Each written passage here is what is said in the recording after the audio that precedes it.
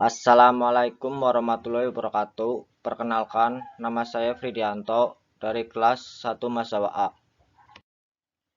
Di sini saya akan menjelaskan tentang materi yang pertama, evolusi konsep sunnah ke hadis, yang kedua, sejarah sunnah dan hadis prakodifikasi, yang ketiga, sejarah sunnah dan era kodifikasi.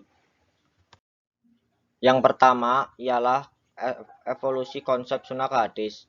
Menurut Kamus Besar Bahasa Indonesia, evolusi adalah perubahan secara berangsur-angsur di mana sesuatu benda menjadi bentuk yang lain atau yang biasanya menjadi lebih kompleks atau rumit ataupun berubah menjadi bentuk yang lebih baik. Sunnah menurut bahasa ialah jalan yang dilalui, baik terpuji atau tercela.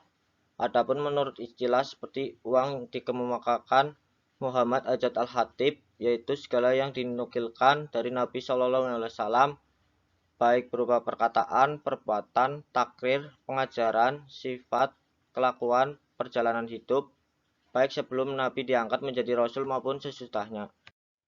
Yang kedua ialah sejarah sunnah dan hadis prakodifikasi. Secara perkembangan hadis pada masa prakodifikasi maksudnya adalah pada masa sebelum pembukaan, mulai sejak zaman Rasulullah SAW hingga ditetapkannya pembukaan hadis secara resmi. Masa penulis ini membagi menjadi periode, yaitu 1. Hadis pada masa Rasulullah SAW, yang kedua pada masa sahabat. Yang pertama ialah hadis pada masa Rasulullah SAW. Membicarakan hadis pada Rasulullah SAW berarti membicarakan hadis pada awal kemunculannya. Uraian ini akan terkait langsung kepada Rasulullah SAW sebagai sumber hadis.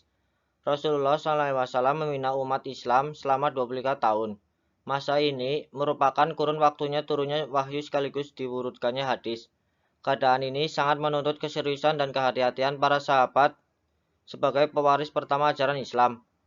Wahyu yang diturunkan Allah Subhanahu wa Ta'ala kepadanya dijelaskan melalui perkataan, perbuatan, pengakuan atau penetapan Rasulullah SAW, sehingga apa yang disampaikan oleh para sahabat dari apa yang mereka dengar, lihat, dan saksikan merupakan pedoman. Rasulullah adalah satu-satunya contoh bagi para sahabat, karena Rasulullah memiliki sifat kesempurnaan dan keutamaan yang berbeda dengan manusia yang lainnya.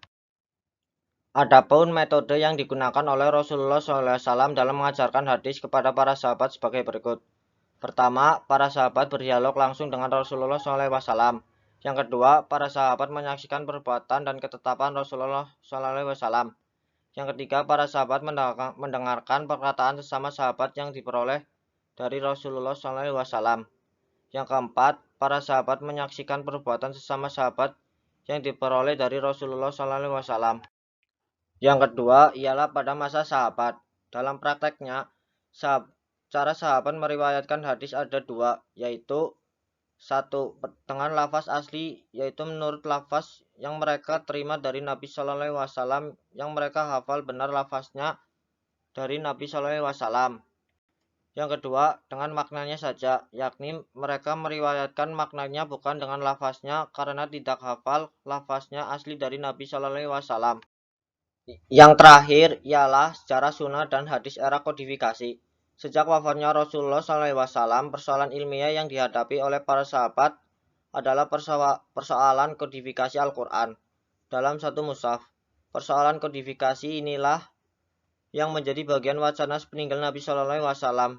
Di samping berbagai persoalan yang ikut menyemarakan konstelasi kehidupan umat Islam waktu itu pada generasi selanjutnya, yakni di masa tabi'in, kodifikasi Al-Quran disandarkan atau dinisbahkan pada diri Rasulullah SAW, yaitu berupa perkataan, perbuatan, dan takrirnya atau pengakuannya yang disebut hadis atau sunnah.